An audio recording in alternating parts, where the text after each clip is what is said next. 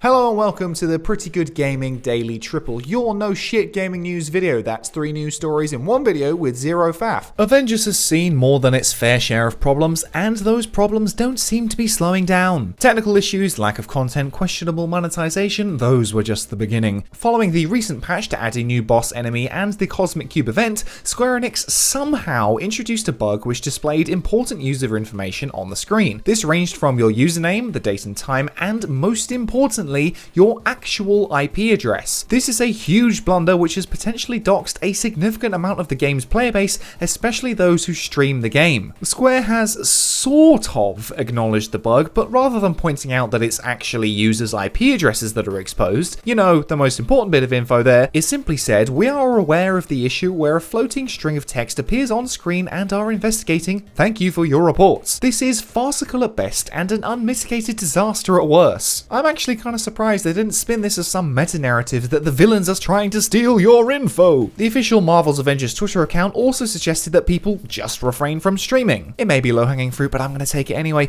I'm not too sure how many people are that fussed about streaming Avengers these days. Your IP address can be changed in a couple of ways, like connecting to a new network or resetting your modem in some cases, but without knowing your IP address is compromised, you wouldn't know to change it. Describing the situation as a floating string of text is irresponsible and puts many users' data at risk. Having your IP address exposed can lead to things like DDoS attacks and potentially losing other secure info that should always be protected. By the time you're watching this, Square Enix should have released a hotfix for the issue, but that doesn't change the fact that this is still a severe security breach. Even if the issue is solved by the time you see this, it's still an important story to report in case anyone was playing the game and potentially had their information shared without their knowledge. Forbes writer Paul Tassi first put me onto this information before the game's official Twitter account did, and actually explained how damaging this could all be, which is Square Enix's job. Granted, the story was hidden among the sea of Destiny junk that I just can't stand on his feed, but every so often something I actually care about comes up. Anyone streaming the game or just sharing gameplay captures just for fun during the bug could have exposed their IP address to a number of potential attackers. Hopefully the hotfix that was due at 8 AM Pacific time has gone off without a hitch as you're watching this, but it's still a huge blunder that should never have happened. This game has seen virtually every problem under the sun, and I still don't see those problems letting up anytime soon. The game is expected to receive its newest hero, Black Panther, sometime soon, which will surely breathe at least a little life back into the game. It's set to be the biggest expansion to the game to date, but as of right now, there is no indication of when it's actually going to come out. Hopefully, whenever King T'Challa does join the game, he doesn't end up potentially doxing a bunch of the players in the process. I can't say if Black Panther is enough to get me to reinstall the game until I see some actual gameplay, but I may give it a look whenever he launches. At least he's not another bloody archer. And next up, one of my most anticipated games at the moment is Back 4 Blood, the spiritual successor to the iconic PvE zombie shooter Left 4 Dead. Continuing the series' tradition of colourful characters and grotesque monsters, Back 4 Blood is ticking all the boxes for the Left 4 Dead 3 that we never got. But there is one problem.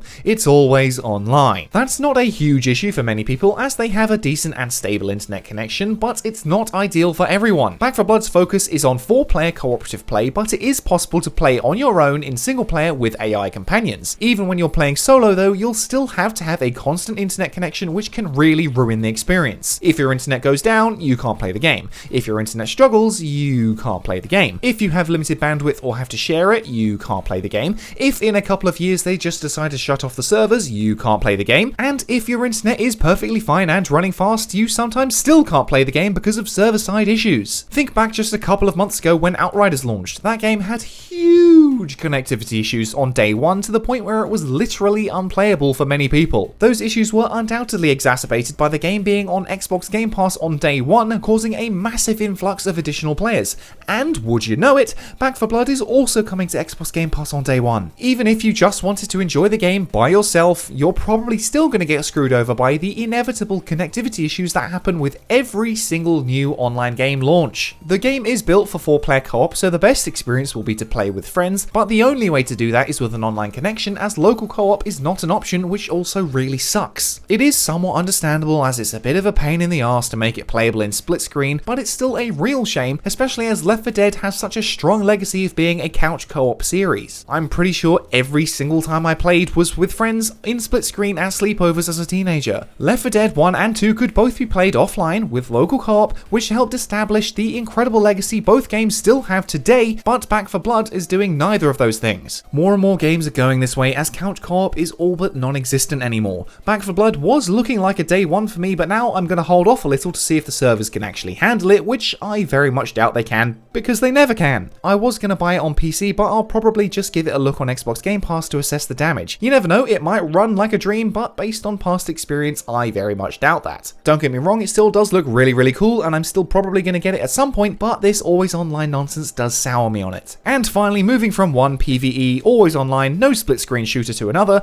Aliens Fireteam seems to have had its release date leaked. According to a store listing by Best Buy, the game is expected to launch on the 24th of August this year. More interestingly though, the retailer claims the price is $40, which is about £30, rather than the traditional $60. The game is very similar in concept to Left 4 Dead, where you form a team of co-op companions and take on waves of enemies as you move through the environment. The obvious twist this time is that you're playing as colonial marines taking on xenomorphs set within the Aliens universe. The box art also indicates that the game has had a slight name change from Aliens Fireteam to Aliens Fireteam Elite. I'm sure some marketing guy thinks that makes all the difference, but I don't think anyone else gives a shit. Much like with Back 4 Blood, I'll probably sit on this one for a while, see how it performs and what the reviews say, but I've been longing for a co-op PvE Left 4 Dead style Aliens game for years, so this is definitely on my list. As I was recording this section, an official trailer came out to confirm the new 24th of August release date and the revised name. And that's your lot for today. If you enjoyed this no shit format, go ahead and give the video a like to give it a boost, hit subscribe and the bell if you want to stay up to date on all future installments. Toss a coin to your YouTuber over at patreon.com/prettygoodgaming. That's all for today. I've been Henry Cooper. Bye for now.